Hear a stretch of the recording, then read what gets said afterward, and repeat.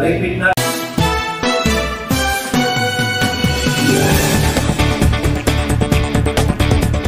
natin kinukundina ang isang insidente na naganap noong July 12, 2025 sa Barangay Babang Dupay, Quezon City, kung saan isang tauhan ng PNP ang naaresto dahil sa pananakot, pagtuto at pagpaputok ng baril na kung saan ito ay nag-viral sa social media.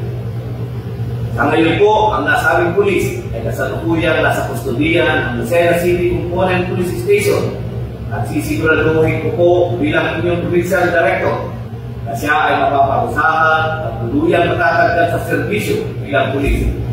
Ang ganitong klaseng asal ay hindi kailanman kinukonsente sa ating organisasyon.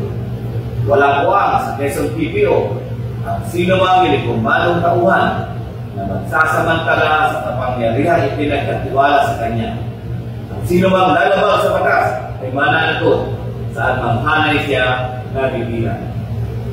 Last nating pabot sa publiko na ang Quezon PPO ay naninindigan para sa serbisyong may disiplina at integridad.